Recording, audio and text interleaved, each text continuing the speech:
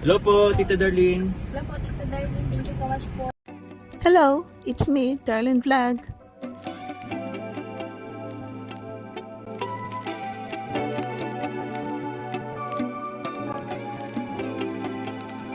Hello mga kalingap, mga ka-love teams, mga ka-chongkar. This is Darlene Vlog. I'm back. Hindi tayo naka-upload ng maaga-aga po dahil yun nga, marami tayong ginawa. Then parang napuyat. So ito aking reaction na medyo nahuli ako ng ilang araw dahil yun nga, sabi ko na may nabisi tayo. Tapos habang ako yung nagsiscroll ng aking phone dahil meron akong album dyan kung ano ang every topic ko. Yun pala no, natabunan ito. So, natabunan ng mga screenshot kasi minsan pag may mga topic ako, siniscreenshot ko, sabi ko, reactionan ko to. So, minsan natatabunan kasi may inuuna tayo. So, nahuli ako dito. Pero hindi masyado, mga siguro ilang araw, hindi umabot ng 5 days, yun ang naalala ko.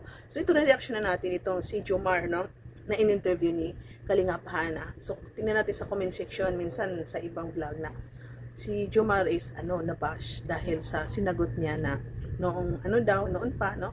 Magkasama ito si Jenny, si Carla at si Jomar at siyempre ito si Dan. So nagbash ang iba kasi bakit ito tinago ni Jomar, noon pa niya alam, tapos sabi pa na baka ito, Jomar, baka may sikreto ka kaya sabihin mo ng maaga-aga. Ito mga bash na nababasa ko, marami pa, no? Pati si Carla dinamay kasi daw yun nga, no, minsan daw itong apat is magkasama, Jomar, Carla, tapos Dan at saka Jenny. So re-reactionan ko po ito. So yun nga po, hindi po natin alam kung kailan ba nagkasama itong Jenny at Dan. Ay, Jenny, Dan, Jomcar, no? Minsan naisip ko, baka nagsama-sama sila, baka after na yun, no, malaman, after na umamin si Dan. Hindi natin alam kasi itong interview kay Jomar is last week pa lang, no? Yung gender reveal. Tapos yung umamin na si Dan is ilang buwan na, mga 3 months na po ba, 2. So matagal na, baka alam yung ibig sabihin ni Jomar is last month, last 2 months, di ba po? So ipalagay natin na noon pa, last year pa. Minsan isipin din muna natin na may kanya-kanya tayong private life. Hindi natin alam, baka ito si Jomar ay nagsasabi kay Dan na bro, sabihin mo na, hindi natin, senior man talaga na magkakaibigan, no, nag-share. Baka ito si Dan is gusto na niyang aminin, no, tapos in-advise ni Jomar, sige Dan, sabihin mo na, aminin mo na, baka tapos na sige, hanap ako ng, tsimpuhan ko ng magandang oras, ganon. So, hindi po natin alam. Isa po, walang karapatan si Jomar para sabihin sa inyo kung ano yung private life ni Dan. Kahit mag-best friend kayo, kahit magkasama kayo 24 hours, every day, wala tayong karapatan na yung private life ng ating kaibigan is papakialaman natin, no? Kasi maraming nakikialam kasi tinatawag sila na chismoso, chismosa. Hindi ganun si Jomar. Bakit kailangan niya sabihin sa inyo na si Dan is ganito, sila ni Jenny? Hindi ba kayo nakatry ng mga kaibigan ninyo? Kung trusted person kayo, ang isipin nyo lang, kung talagang best friend kayo, trusted friend kayo na inyong kaibigan, hindi nyo papakialaman ang kanilang private life. Pwede tayo mag-advise, ganito sis, ganito bro, ito lang may advice ko, ito ang tama sis, pag-isipan mo. Pero wala po tayong karapatan magsabi sa mga tao kung anong sikreto. Dahil yun nga po, hindi chismoso si Jomar, hindi chismosa si Carla. Bakit nila papakialaman ang private life ni Jenny at ni Dan? Yun ang masasabi ko, hindi chismosa si Carla, hindi chismoso si Jomar para pakialaman ang private life ni Dan at ni Jenny. Gets niyo po? Tulad nito, may nabasa ko na comment, sabi, naunawaan namin kayo sa mga sinasabi nyo, para to kay Jomar, pero masakit lang sa mga viewers na alam pala ninyo ang totoo, bakit pinagpatuloy pa ang love team nila Joy. Yun, masakit yun sa mga nanonood, dami na apektuhan, pati yung ibang love team mo. So tama na yun, di ba? Kasi malatagal na umamin si Dan, tagal na, natahimik na. Ngayon na interview si Jomar, binabalik ninyo, kayo mga viewers, supporters ang hindi makamove on, di ba? Hindi kayo makamove on kahit yung iba is nakamove on. Palagay natin 85% na nakamove on, ang 18% ay hindi nakamove on. So bakit ba na laging nare-remind sa inyo yung tapos na?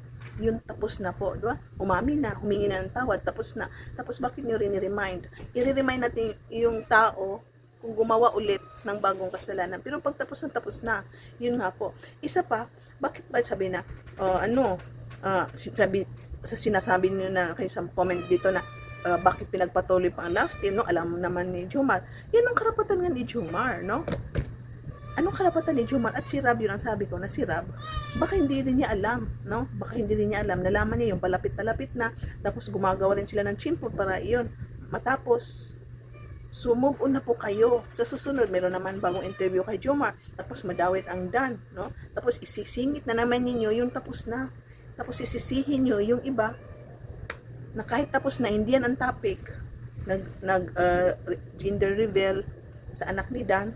Tapos nag-message si Jomar na sa ilang pagkakaibigan noon, nabanggit niya na kaibigan niya sila noon pa, tapos binabalik niyo ang past. Hindi po kayo nakakamugo ng mga viewers. At ipalagay natin, alam din ni Carla. Oh, di ba alam ni Joy?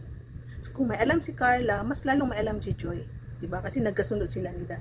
Tapos isisili ni Carla kung anong napagkasunduan nila. No? Na siguro, siyempre, hindi sila makikisali.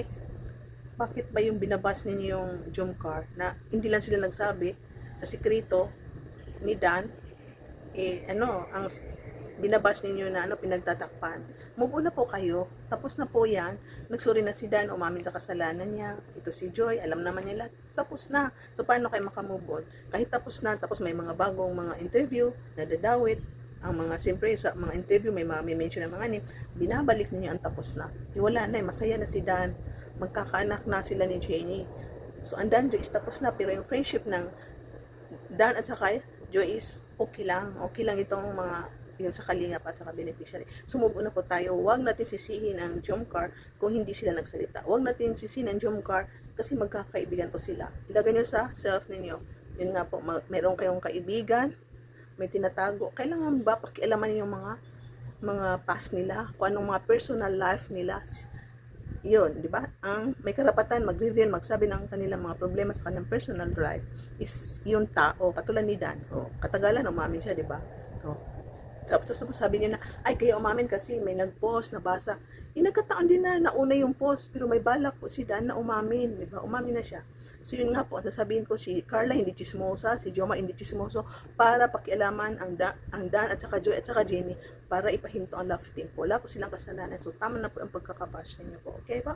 So yun nga po, diyan po nagtatapos natin reactions for today. Thank you sa ating mga supporters. Shout out sa mga ating mga kasamaan sa Karipa, Karaba, siyempre si Kuya Val, Ate Edna, Kalingap Rap, at sa lahat ng charity vloggers, lahat ng reactors dito sa Kalingap, at siyempre mga supporters, mga sponsors, Jomcar Community, Jomcar Fans for Life, sulit mga supporters, Jomcar 23, shoutout sa inyo lahat, at sa lahat ng mga marathoners sa Lentior. Bye, and see you in my next reaction video. Have a good day, keep smiling, God bless! Mga kalingap, suportahan natin Darlen Vlogs YouTube channel. Please subscribe. Mga karaba, mga kalingap, mga ka-Jomcar atin ang samahan. Reactor na maaasahan, siya si Darlen Vlogs. Sa Kalingap Radyo Balitaan, atin siyang nasisilayan. Mabuti na kaibigan, solidong kalingap niya. Siya ay matulungin sa kapwa, mga reaksyon niya'y kahanga-hanga. Siya si Darlen lang, samahan natin. Mga kalingap, halika na't samahan natin siya. Darlen Vlog sa kanyang channel, samahan natin siya. Mahusay na reactor kasama sa balitaan, lalong-lalo na sa Jomcar kanyang sinuportahan. Mga kalingap, suportahan natin Darlen Vlogs, Karaba, Kalingap Reactors, Kalingap Radyo Balitaan. Please subscribe.